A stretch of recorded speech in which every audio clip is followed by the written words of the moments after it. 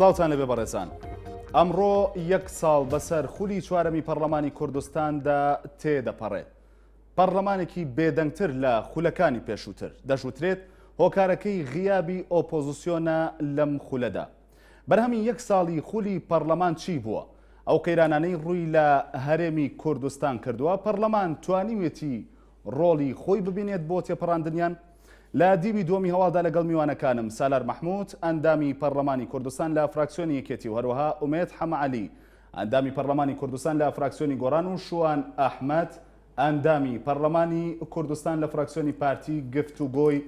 ڕۆڵی پەرلەمانی کوردستان دەکەین. بەڕێزانەوەش دەتوانن قسەی خۆتان بکەن لەسەر پەرلەمان لە ڕێگەی پیجی NRT لە تۆڕی کۆمەڵایەتی فەیسبوک. بەخێراتنی هەردوو میوان دەکەم، هەروەها کاکشوانیش کە ڕاستەوخۆ لە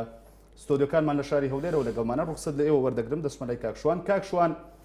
دەکرێت بڵێین پەرلەمانی کوردستان لە ماوەی یەک ساڵی تەمەنیدا بە ڕۆڵی خۆی هەستاوە؟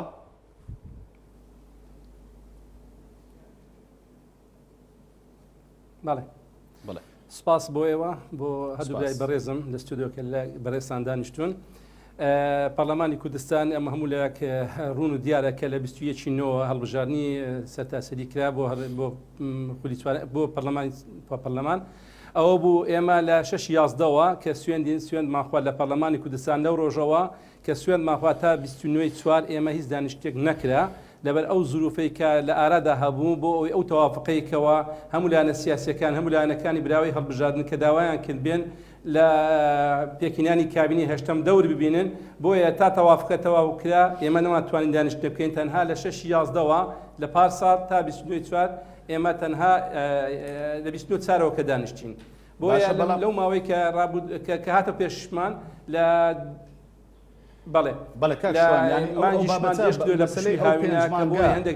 لەسەر چێ حسابە؟ ینی پێچان وایە لەسەر تەمەنی پەرلەمانی کوردستان نابێ حساب بکرێت؟ لەسەر تەمەنی پەرلەمانی کوردستان حیسابە، بەڵام هەموو لایەکمان چاک دەزانی ئەو بارودۆخەی کە لە کوردستاندا هەبوو ئەو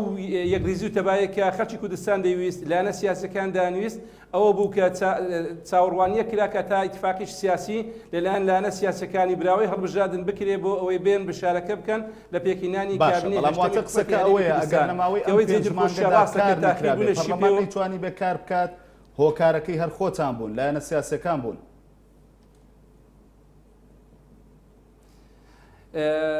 لەبەر ئەوەی کە ئێمە لە پەرلەمانی کوردستان لە 6/11ەوە کە هەڵبژاردن کە دەبایە دەستەی سەرۆکایەتی هەڵبژێردرێ، بەڵام لەبەر ئەوەی ئەو تەوافقا نیەتی هەموو لایەنەکان ئەوە بوو کە هاتوتە ئەوەی جێ خۆشحاڵیە هاتە دیشت کەەوە بوو هەموو لایەنە سیاسیەکان داوایان کرد فرسەتێک بدرێ بۆ ئەوەی بتوانین بەیەکەوە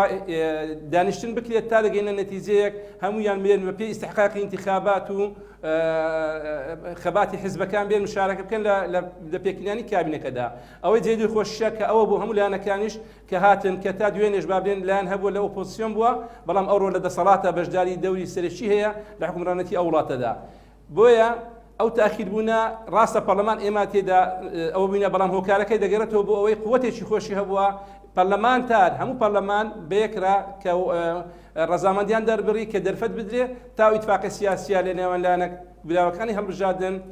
دەستەبەر دەکرێ. ئەوە بوو ئەو ماوەیە کە ئێمە بەبێ ئیشوکار دانیشتین، بەڵام لە هەندێک بەجارێتتر ئەندامانی پەرلەمان بە تێکرایی یاخود دەتوانن برێ هەندێک لە هەندێک زیاتر لە ئیشوکارەکان بەشداریان کردیە ئەن دەورێکی خۆیان دیتیە. بەڵێ کاک شوان، ینی ڕایەکی پێچەوانەی ئەم بۆچوونەی تۆ هەیە بۆی بازدەوە دەکرێت کە لەو 5 مانگەدا پەرلەمانتاران و پەرلەمانی کوردستان بە شێوەیەکی گشتی سەلماندی کە وەکو پێویست ڕۆڵی نییە، ناتوانێت بڕیار بدا، تەنیا دەبێت بگەڕێتەوە بۆ ڕێکەوتنی لایەنە سیاسەکانە و قسەی کە جاری جاران زۆر دەکرا بە تایبەت لە لایەنە ئۆپۆزیسیۆنەکانەوە. ئێوە تەنیا ئیش لە یاخود بڕیارەکان لە مەکتەب سیاسەکانتان وەردەگرن. ئەوەی جێی دڵخۆشیە چەند یاسایەک دەرچێنرایە بابرێن لەو ماوەی دانیشتنی پەرلەمان بڕیار کە هەندێک بڕیاری زۆر گرنگی. بەڵێ پرسیارەکەی من سەبارەت بە چەند بڕیارێکی گرنگ لە پەرلەمانەوەی کە نەتانتوانی لەو ماوەیەدا دەستەی سەرۆکایەتی پەرلەمانی کوردستان هەڵبژێرن هەتا وەکو لایەنە سیاسەکان گەیشتنە ڕێکەوتنێک. ئەوە شتێکی ڕوون و دیارە لەلایەن هەموو لایەنە سیاسیەکانیشەوە و خەڵکی کوردستانیش ئەوەی دەزانی کە پەرلەمان ئەو ڕۆژێک کە بەکراوی جەلسەکە هێشترایەوە تا ئیتفاقی سیاسی لەسەر دەکرێت لەبەر ئەوەی زروفی کوردستان ئەوەی دەخواست کە هەموو لایەنە سیاسیەکان بە قەناعەتەوە بێن بەشداری لە پێکردنی کابینی هەشتمدا بکەن. بەڵێ کاک شوان دەگەڕێم وڵات سوپاس دەکەم دەچمە لای کاک سالار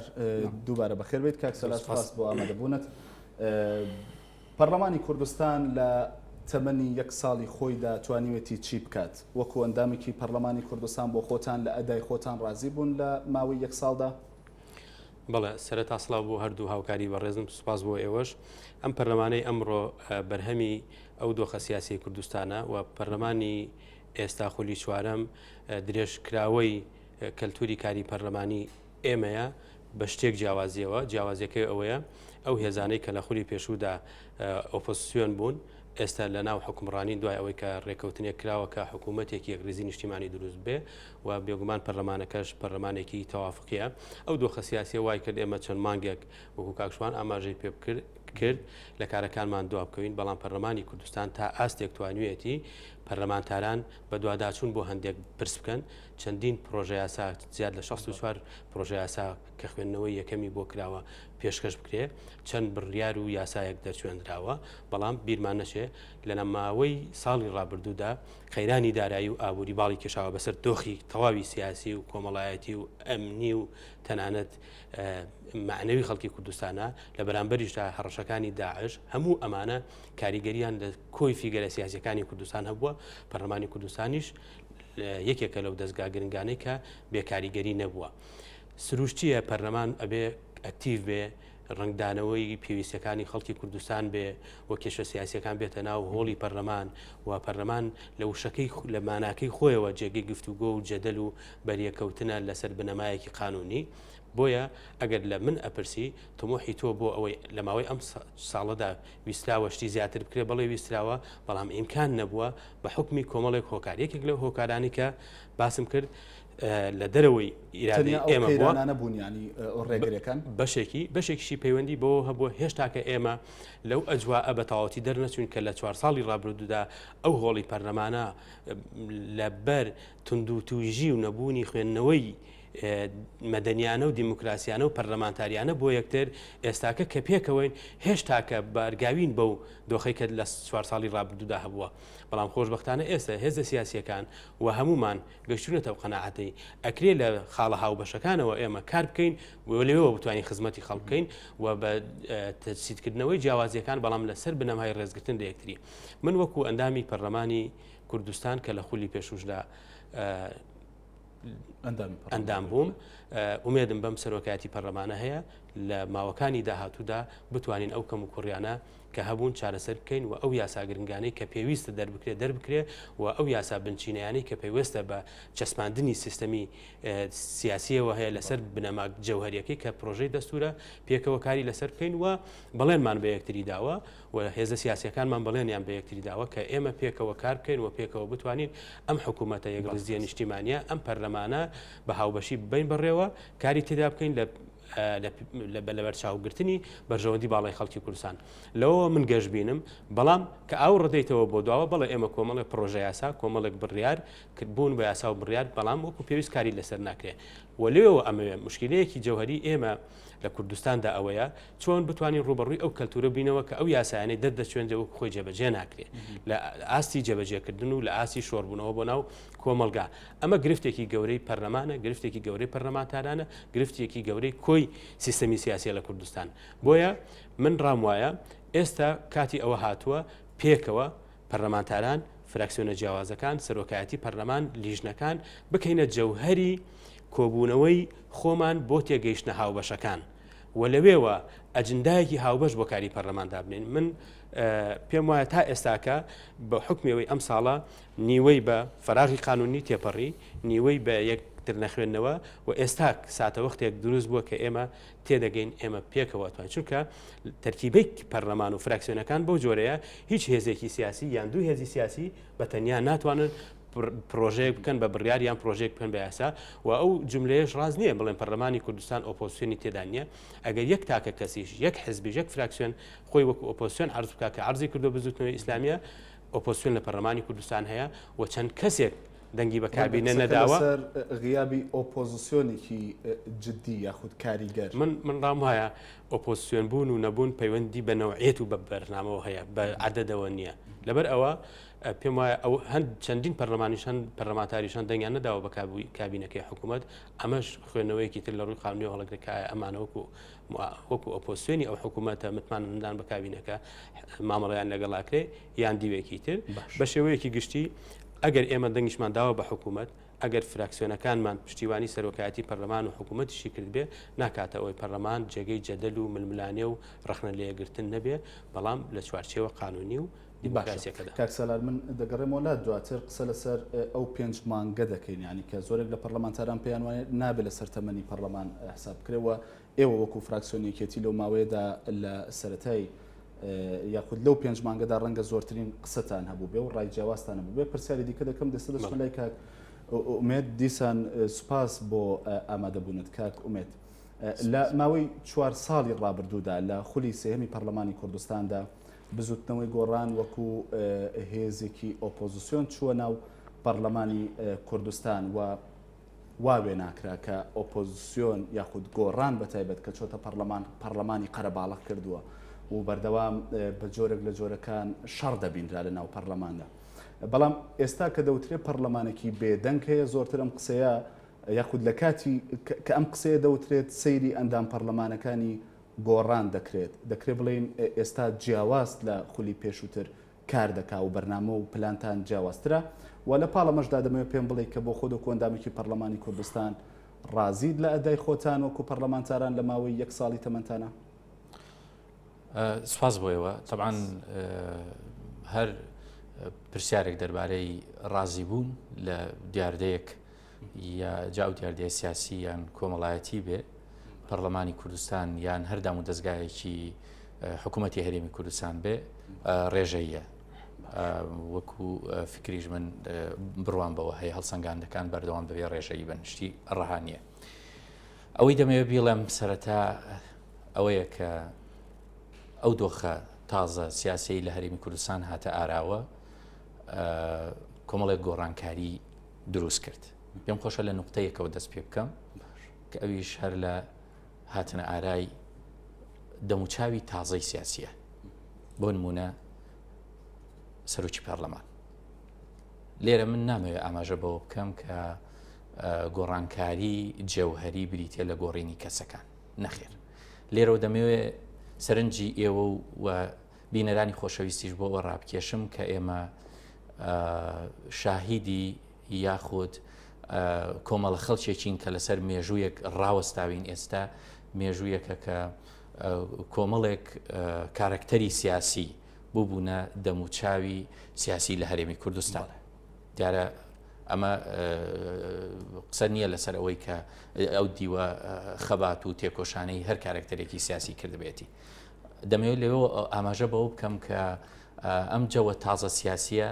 دەموچاوی تازەی هێنا کە هیچ باگراوندێکی شۆڕشگێڕانەی نەبوو هیچ باگراوندێکی قوڵی حیزبی نەبوو لە ناو حیزبە سیاسی بە تایبەتی حیزبە دیارە باڵا دەستەکانی هەرێمی کوردستان لە ڕابردووە ئەمە من بە سەرەتای کرانەوە بە سەرەتای گۆڕانکاریەکی دەزانم مەبەستم بەڵێ بێگومان زیاترە ئەمە نقطەیەکی سەرەتایە ئەمە هەنگاوێکی بچووکە بەڵام هەنگاوێکی گرنگە ئەمە بەتەنها بۆ بزوتنەوەی گۆڕان نایجێڕمەوە بەتەنها بەڵکو ئەمە دوجار بە قازانج و لە بەرژەوەندی هەموو ئەو کارکتەرە سیاسیە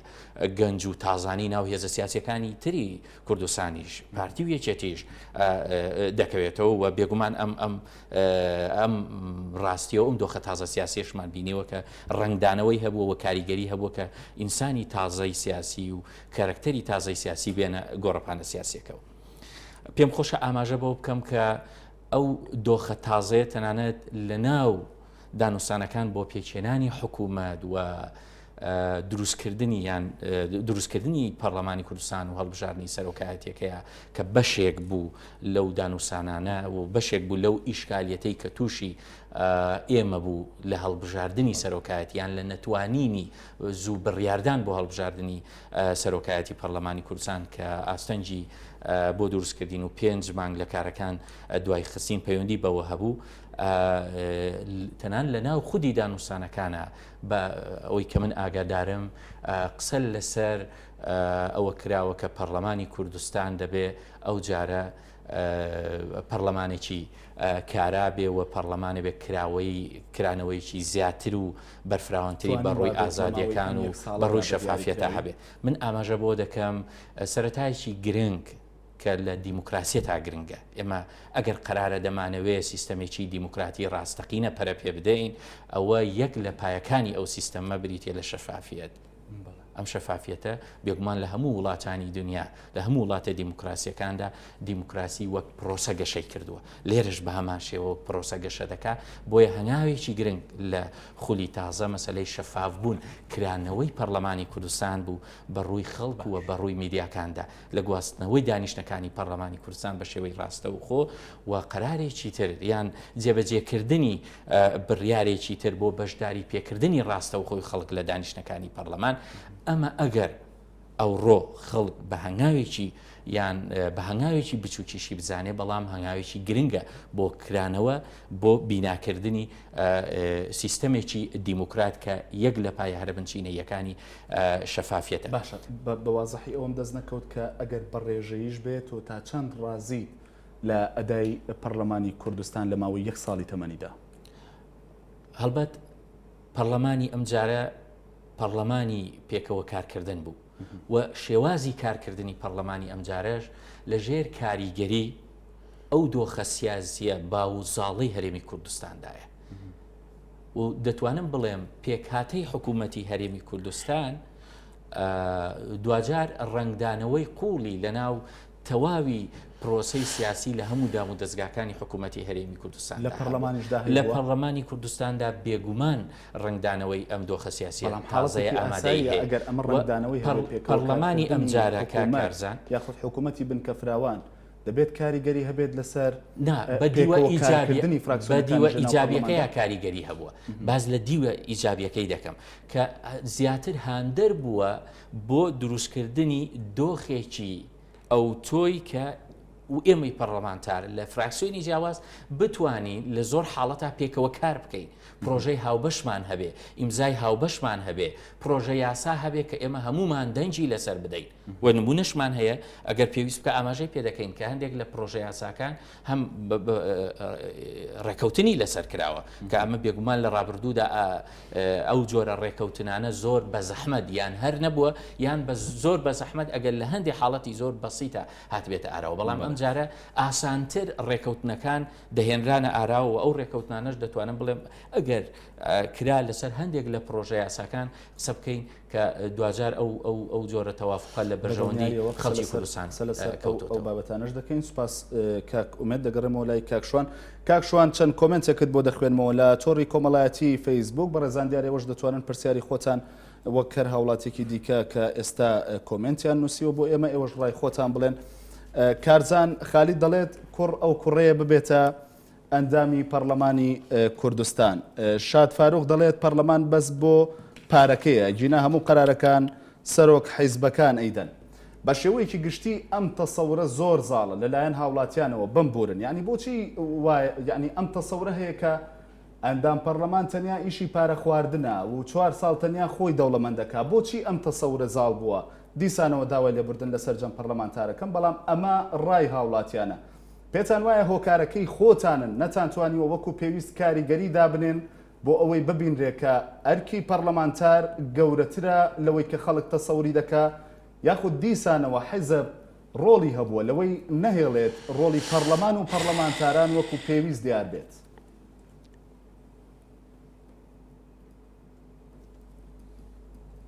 بەڵێ سوپاس بۆ بەڕێزانەی کە کۆمنتیان هەبووە. ئێمەی پارلەمانتار کە نوێنەرانی خەڵکی کوردستانین لەلایەن خەڵکەوە هەڵبژێردراوین ڕاستە هەر یەکێکمان لە لیستێکی حزبێکی دیاری کوردستان خۆمان هەڵبژادووە بەڵام میلەت خەڵکی کوردستان هاوڵاتیان اختیاری ئەوانەیان کردو ئەو کەسانیان کردووە کە ڕوو لە پەرلەمانی کوردستان ئەندامی پەرلەمانە یعنی ئێمە بەڕاستی جێگای متمانی ئەو خەڵکانین هەر ئەندامێکی پەرلەمان لە دەوروبەری 20,000 دەنجی پێویست بووە بۆی بێتە ئەندامی پەرلەمان بۆیە ئێمە بە خۆمان بە نوێنەری ئەو خەڵکانە دەزانین کە دەنجیان بە ئێمە داوە کە دەنجیان بە ئێمە داوە لە هەموو فراکسیۆنەکان هەتا ئەو فراکسیۆنەی بابرین یەک ئەندامی پەرلەمانی شەبیتن کە ئەو خەڵکە ئێمەی هەڵبژادووە ئێمە بەڕاستی کە ئەوەی هەست پێ دەکرێت کە یاخود وا گەورە کراوە لەسەر ژیانی پەرلەمانتارمان هەیە تا ئێستاکە لەناو پەرلەمان کە هاتووە دەکە بە تەکسی هاتووە دەکە یاخود برادێکی تری ئەندامی پەرلەمان هاتووێ پێ دەکە و یاخود بە چەند ئەندام پەرلەمانێک بە سیارێک هاتووە دەکەن یان نەگەشتە ئەو ڕادەیە کە تەسەور بکرێ و ئیشی ئەندامی پەرلەمان زۆر لەوەی گەورەترە کە ئەگەر بیربۆچوونەکان لەوەی بن کە بۆ خۆ دەوڵەمەندکردن بێنە ناو پەرلەمان ئەو ئەندام پەرلەمانی کە ئەوڕۆ لە ناو پەرلەمانی کوردستانن هەرێکیان نوێنەری بابرێن لە ناو حیزبێک بوونە یاخود پێش ببنە ئەندامی پەرلەمانیش پێگەیشتریان هەبووە لە شوێنشتری کاریان کردووە چ لە مامۆستای زانکۆ بیتن چ لە ناو حیزبەکان بیتن چیاخود لە ڕووی کۆمەڵاتیەوە ئینسانێکی دیاری ئەو کۆمەلگای کوردستان بیتن و هەشە کە بوویتە ئەندامی پەرلەمان لەوانەیە لە ڕووی ژێوی ژیانەوە زیانی ینی ئەو موچەیەکەوەری دەگری زۆر کەمترە لەو موچێکە لە پێشووتر هەی بووە بۆیە بە هیچ شێوەیەک ئێمە بەڕاستی بیرمان لەوەی نەکردوێتەوە کە بێن ببینێ ئەندامی پەرلەمان بۆ خۆ دەوڵەمەندکردن بووینەوە موچەکانیش دیارە دەکرێت لە ڕێگای بانقەکانیشەوە بزانێت ئەندامی پەرلەمان تا ئێستا موچەکانی چەند وەردەگری مانگانە بۆیە بەڵێ دەگەڕێمە وڵات کاک شوان بۆیە ئێمەی ئەندامانی پەرلەمان بەڵێ فەرموو قسەکانە تەواوکە بەڵێ بەڵێ ئێمە ئەندامانی پەرلەمان بەڕاستی کە ئەو واز بە پیرۆزەمان کە هەڵگرتیە کە ئەو سیقەیەمان لە ناو خەڵکی کوردستان وەرگرتیە بۆی هاتینە لە خەمخۆری خەڵکی کوردستان داوین ئەو پرۆژە یاسانی کە برای بەڕێزم کاکسالادش ئیشارەت پێدا کۆمەڵک پرۆژە یاسا پێشکەش کراون بۆ ئێمە هەموو لایەکمان بێن ئیش لەسەوەی بکەین کە چۆن دەتوانین خزمەتی ئەو خەڵکانە بکەین چۆن بتوانین بژێوی ژیانیان چاک بکەین چۆن بتوانین لە ئێش و ئازاری خەڵکی کوردستان تێبگەین و هەوڵیان بۆ بدەین کە ئێمە کە نوێنەری وانین بێن لەوەی ئەو ئاواتانێکی ئەوان هەیتیان یاخود ئەو داواکارێکی ئەوان هەیتیان ئێمە بتوانین بە یاسا بۆیان ڕێک بخین و بتوانین خۆشگوزاریانێک بۆ خەڵکی کوردستان دەسەبەر بکرێ بۆیە ئێمە کە هاتینە بۆ خزمەتکردنی ئەو خەڵکی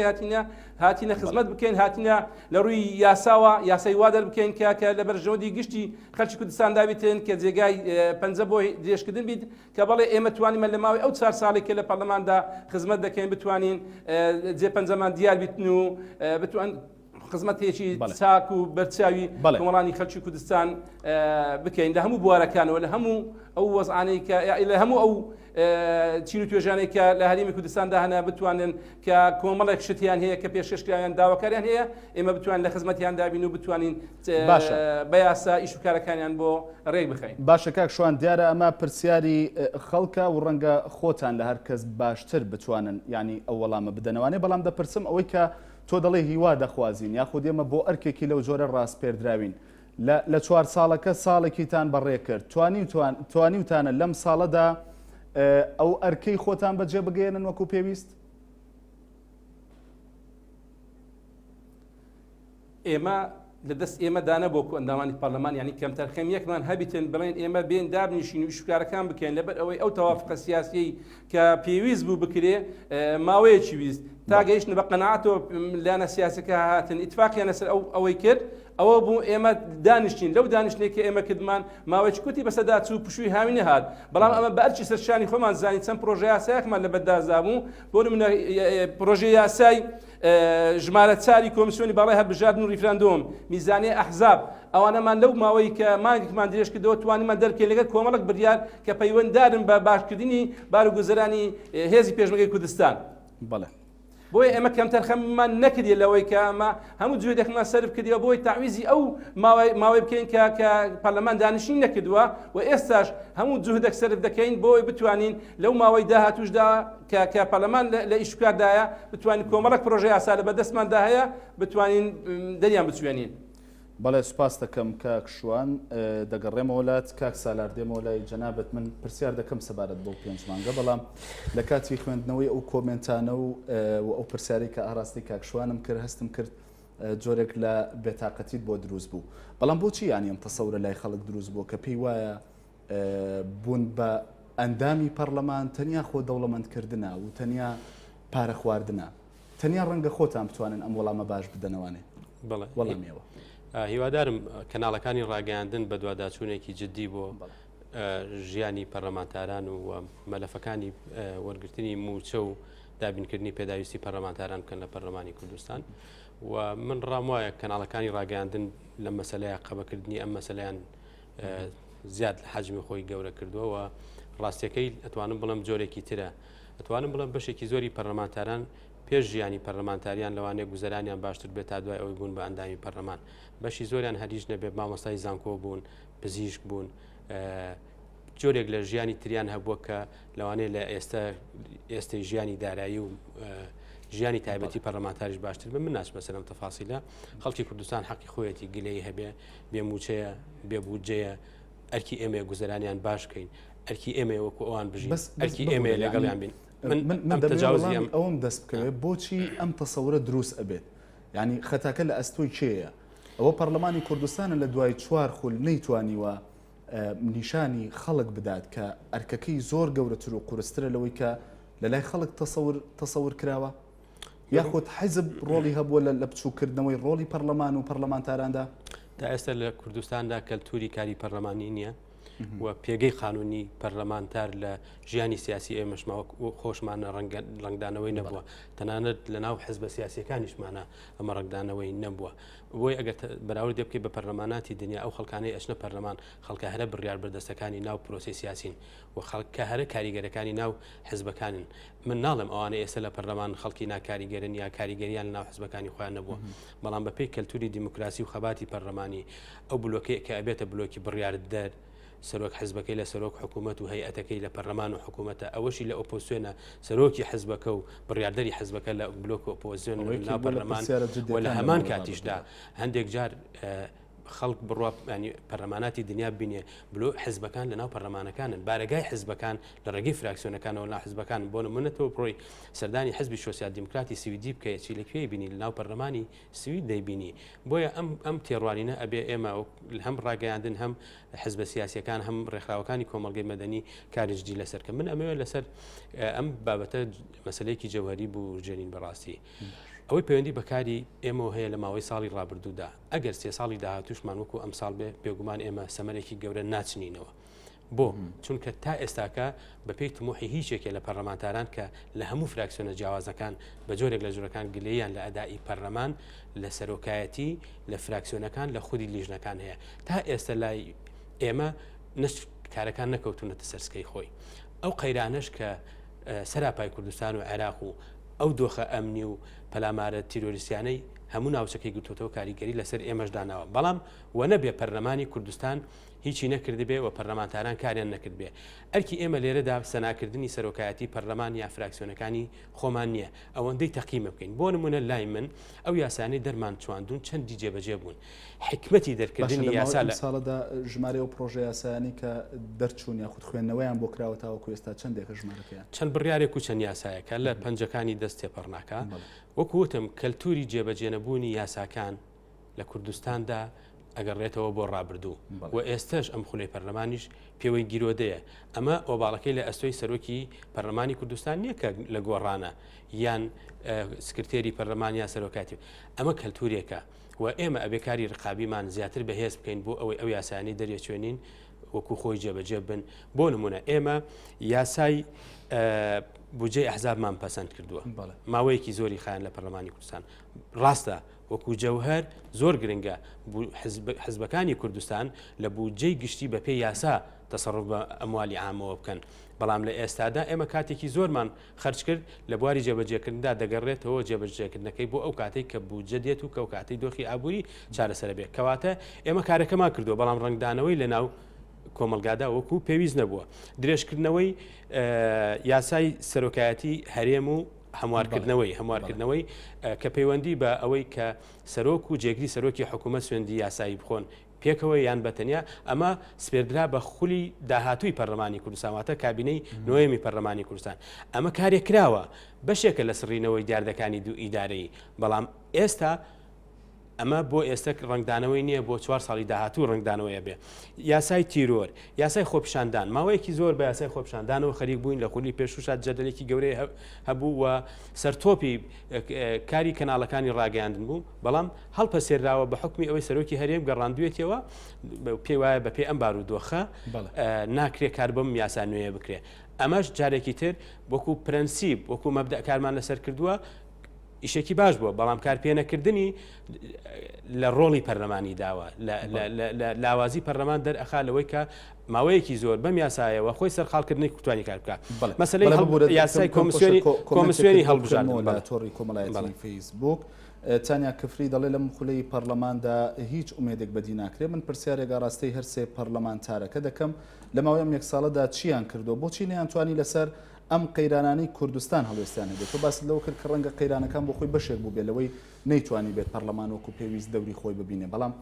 بۆچی ئێوە نەتانتوانی وەکو پێویست ڕۆڵتان هەبێت لە چارەسەرکردنی یاخود بە کۆتا گەیشتنی ئەو قەیرانانی کە ڕووی لە هەرێمی کوردستان کردەوە بەڕێزان دیارەوەش دەتوانن کۆمنت و پرسیاری خۆتان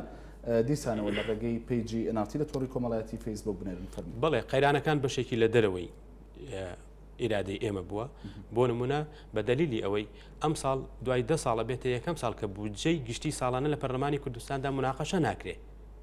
یعنی ئەمە حاڵەتێکی دەگمەنە ئەوەی تەسەور کراو نەبوو لەلایەن هەموو لیستەکانی انتخاباتی 21 نوێی 2013 ئەو کە ساڵی دادێت تۆ ئەچی شەڕی ئەو هەموو بەڵێنانە بکەی تۆ بۆ بێبووجە و بێموچەبی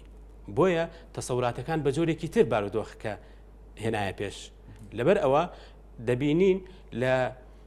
تموحی ئێمە جۆرێکی تر بوو بەڵام کاتێک کە قەیرانەکانی پەیوەندی نێوان هەرێم و بەغداگاتە و ئاستەی بودجەی ساڵانەش نایە و کێشەکان بە هەڵپەسێراوی ئەمێنەوە کە ئەبێتە ئەگاتە بڕینی قوتی خەڵکیش و پەرلەمانی کوردستانیش بەشێکە لە مواقعە سیاسیە بۆیە ئەمە ناکاتە ئەوەی ئێمە بێئومێد بین نەخێر چەتکاگ ئومێدێکمان لە پەرلەمان هەیە لەبەر ئەوە ئێمە بێئومێد نابین کاری خۆمانەکەین بەڵام دەبێ ساڵی داهاتوومان باشتر بێت لەم ساڵ و بەتایبەتیش پێویستە بۆ ئێمە ئەوەی پەیوەندی بە فراکسیۆنەکەی ئێمەوە هەیە لە ڕێگەی یەکێتی نیشتیمانی کوردستان ئەو بۆشایی سەرۆکایەتی پەرلەمان پڕ بکاتەوە و بۆ ئەوەی ئێمەش بتوانین پێکەوە هەماهەنگی پەیوەندی بەو دۆخەوە هەبوو کە پێش هەڵبژاردننی کۆتای هاتنی هەڵبژاردننی سی چوار دەستەی سەرۆکایەتی هەڵبژێردا و کاتێکێتی نیشتیمانی هێشتا بڕیاری نەدا بوو بچێتە حکوومەتەوە داوا کرا تەجیل ببێ ئەو کاتە بەڵام لیستەکانی تر هەڵبژاردنیان کردووە بەو دۆخەمایەوە ئەوش پەیوەندی بە گفتوگۆی پێکهاتن لەسەر پۆستەکان دوای خست و ئێستش بەو جۆرە ماوەتەوە لە نێوان پارتی و یەکێتیدا کە لەسەر جێگری سەرۆکی پەرلەمان و سکرتێری پەرلەمان دوجار کامیان یەکلاکەنەوە بەڵام ئێستا ئێمە ڕێگەمان نەگرت لەوەی کە سەرۆکاتی پەرلەمان کاری خۆی بکاوە بە ڕێزەوە نە هۆڵی پەرلەمانمان بەجێهێشت نە مقاتعەشمان کرد بەڵام بەشداریمان لە دەنگدانەکە نەکرد و بڕیاریشماندا ڕێز لە ئیرادەی سەرۆکاتی پەرلەمانەگرین مامەڵەی لەگەڵەکەین بە سەرۆکاتی خۆمانیان دەزانین لە حکوومەت بینیا لە حکوومەت نەبین ئێمە ئۆپۆزیسیۆن نابین بەڵام بۆ کارە باشەکان هاوکارە بین و هەر کارێکیش پەیوەندی بە لادان بێ لە پەیڕەوی ناوخۆ یاساکان بێگومان ئەرکی هەموو لایەنەکانە هەموو پەرلەمانتارانە ڕوبەڕوو بنەوە یەک خاڵی گرنگ ئاماژەی پێ بکەم دەستکەوتی گرنگ لەم خولەی پەرلەمانی کوردستاندا بڕیاری بە فەرمی ناساندنی هەرێمی ڕۆژاوە بوو بڕیارێکی زۆر مێژووی گرنگ و هەرچەندە لە سەرەتاوە خوێندنەوەیکی ناجۆر بوو ئەم بابەتەکە کە ئەمە لە دەسەڵاتی پەرلەمانی کوردستانیە لە دەسەڵاتی حکوومەتی ئیتیحادیە و ئێمە 68 ئەندامی پەرلەمان لە هەموو فراکسیۆنە جیاوازەکان ئەم ئیرادەیەمان چەسپاندە بوو کە پێویستە گفتوگۆ لەسەر ڕۆژی ڕۆژاوە بکەوە هەرێمی ڕۆژاوە بە فەرمی بناسیێنرێ و بڕیاردان بۆ ناردنی چەک بۆ کۆبانێ هەموو ئەمانە دەستکەوتی گرنگن نابێن نادیدە بگرێ ئەم ساڵی ڕابردووی پەرلەمانی کوردستان ئەگەر هیچ شانازیەکیشی نەبوو بێ ئەمە شانازیەک تەماشا بکرێ ئەگەر قسە لەسەر کەم و کوڕی بێ کەم و کوڕی زۆر ئەگەر قسە لەسەر ئینجازیش بێ پێم وایە ئینجازیش هەیە ینی ئینسان کاتێکە هەڵسەنگاندنەکە ئەبێ دوولایەنە تەماشای موەسسەکە سالار کاگومێت دەگەڕێمەوە لای تۆ وەکو کاکسەلار ئاماژەی پێکردوتی پرۆژە یاسا و ئەو پرۆژە یاسانەش کە ئێستا خوێندنەوەی بۆ دەکرێت لە پەرلەمانی کوردستانەوەی کە تاوەکو ئێستا کراوە لە ژماری پەنجەکانی دەست تێناپەڕن هەروەها ڕێکخراوی ئەنستیتوتی پێی بۆ پەروەردە و گەشە پێدان راپۆرتێکی بڵاو کردوتەوە لەسەر کاری یەک ساڵی پەرلەمانی کوردستان لە شوێنێکدا باس دەوە دەکات دەڵێ پەرلەمان وەک پێویست ئەو ئەرکەی جێبەجێ نەکردو لە ماوەی یەک ساڵی کارکردنیدا تەنها 4 وەزیر هاتوونەتە پەرلەمان بە جۆرێک 2 وەزیریان بۆ قسەکردن بووە کە یەکێکیان خۆی چۆتە پەرلەمان. طبعاً جەوهری ئەو پرسیاری جەنابەت هەر پەیوەندی بۆ پرسیارەوە هەیە کە هەندێک بەڕێز لە کۆمنتا وروژاندیان من دەمەوێت پرسیارەکە بە شێوەیەکی کە دابڕێژمەوە ئەویشەوەیە بۆچی پەرلەمان بەم شێوەیە لی دەڕوانرێت بە بڕوای من ئەمە پەیوەندی بە شوێن و پێگە و کاریگەری پەرلەمانەوە هەیە وەک دەسەڵاتێک وەک بەشێک لە هەر سێ دەسەڵاتەکەی هەرێمی کوردستان شوێن و پێگەی پەرلەمان لەناو کۆی سیستەمی هەرێمی کوردستاندا هەر لە بنچینەوە شوێنێکی پەراوێزی بووە. سیستەمی سیاسی هەرێمی کوردستان سیستەمێک بووە لەسەر بەهێزکردنی ڕەگەزی چاودێریکردن لەسەر دەسەڵاتی جێبەجێکردن ئیشی نەکردووە. ئەمەیە لە بنەڕەتەوە وای کردووە لە لای هاوڵاتیانیش جۆرێک دڕدۆنگی نامۆیی بەرامبەر بە پەرلەمانتار وە کائینێکی عەجیب هەبێ وەک ئەمەی کە تەنها بۆ ئەو مەبەستە چوو بن کە ئەو هاوڵاتیە بەڕێزە ئاماژەی ئەمە پەیوەندی بە شوێنی پەرلەمانەوە هەیە. ئەو پرسیارش ئیش کراوە کارزان ئیش کراوە ئەگەر ئیجازەم بدەیت نەیانتوانیوە ئەم تەسەورە بگۆڕن ئەگەر ئیجازەم بدەیت و لایەنێکی کەش پەیوەندی بەوە هەیە کە ئیش کراوە لەسەر بە شێوەیە لە شێوەکان بە نزمگرتنی کەسایەتی پەرلەمانتار بێکاریگەرکردنی کەسایەتی پەرلەمانتار ئەمە ڕەگی ئەم جۆرە لە ڕوانین لە ناو خودی سیستەمە سیاسیەکەەوە سەرچاوە دەگرێت لە ناو ئەو ئایدۆلۆژیا و بیرکردنەوە سیاسیانەوە سەرچاوە دەگرێت کە کۆمەلگەی ئێمەیان ئاراستە کردووە دەمێکە بۆیە هەمیشە کۆمەڵێک کارکتەری سیاسی کۆمەڵێک حیزەبی سیاسی لە دەرەوە لە ڕێگەی مەکتەب سیاسیەکانەوە چارەنووسی وڵاتیان قەراریان لە چارەنووسی وڵات داوە بۆیە پەرلەمان لەم نێوەدا ئەتوانی بڵێ لە ناو ئەم سیستەمە سیاسیە وەکو تەنێکی عەجیب دەرکەوتووە کە ئیشێکی ئەوتۆی پێنەسپێت زۆر جارشکانە پێم بڵێ گۆڕانیش بەشدارە لەم بابەتەدا بۆ نمونە ئەویش لە ڕێگەی جوواتی نیشتیمانیەوە ئەندام پەرلەمانەکانی یاخود فراکسیۆنەکەی ڕادەسپێرێ بۆ یەکلاکردنەوەی کێشەکان نەخێر ئێمە لە فراکسیۆنی گۆڕان توانم بڵێم پێوە ڕەنگە زۆر خۆش نەبێ ئینسان باسی خۆی بکە بەڵام لە فراکسیۆنەکەی ئێمە گفتوگۆی جدی هەیە و ڕای جیاواز هەیە پێویست هەڵوێستی فراکسیۆنی گۆڕان نەبینرا با هەڵوێستی جیاواز هەبووە بەڵام من پێم خۆشە قسەیەکی تر لەسەر ئەو 5 مانگە بکەم ئەو 5 مانگە دیسانەوە دەرهاویشتەی ئەو دۆخە سیاسیە بوو کە لە هەرێمی کوردستان هەبوو و پەرلەمانی کوردستان و پەرلەمانتارانی زۆر جار کە باز دەکرێت بۆچی پەرلەمانتاران تەسلیم بە ئیرادەی حیزبە سیاسیەکان بوون پرسیارەکە ئەوەیە بۆچی سەرۆکایەتیان هەڵنەبژارد وەڵامی جددی ئەم پرسیارە ئەوەیە کە سەرۆکایەتی پەرلەمان لە ناو دانووسانەکانی پێچێنانی حکوومەتی هەرێمی کوردستاندا بوون ئەمە هۆکارە بنچینە یەکەیە پێم خۆشە ئاماژە بە چەند شتێ بکەم زۆر بە کورتی بێ سوپاس دەکەم ئەو یاسایانی کە لە پەرلەمانی کوردستان دەرچێنداوە یاسای پرۆژە بڕیاری ژمارە 18 و ژمارە 19 بۆ هێزەکانی ناوخۆ بۆ هێزەکانی پێشمەرگە جەوهری ئەم پرۆژە بڕیارانەوە بە تایبەتی ئەوەی کە پەیوەندیدارە بە هێزەکانی پێشمەرگەوە خاڵی زۆر گرنگی لە خۆ گرتووە یەکەم ئەوەی کە پەیوەندی بە باشکردنی ژیانی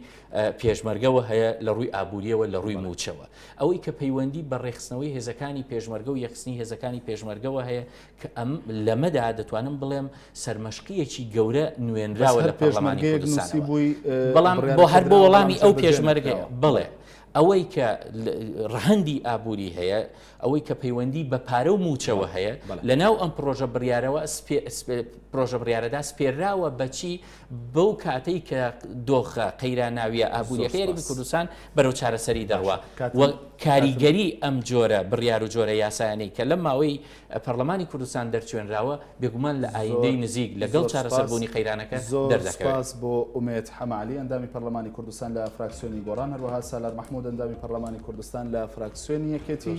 هەروەها سپاس بۆ کاک شوان ئەحمەد ئەندامی پەرلەمانی کوردستان لە فراکسیۆنی پارتی کە ڕاستەوخۆ لە سودەکانمان لە شاری هەولێرەوە لەگەڵمان بوون سپاسدانەکەم ئازیزانی ناوتی زۆر سپاس بۆ سەرنج و کۆمنت و پرسیارەکانیەوەش لە تۆڕی کۆمەڵایەتی فەیسبوک ڕەنگە نەمتوانی بێ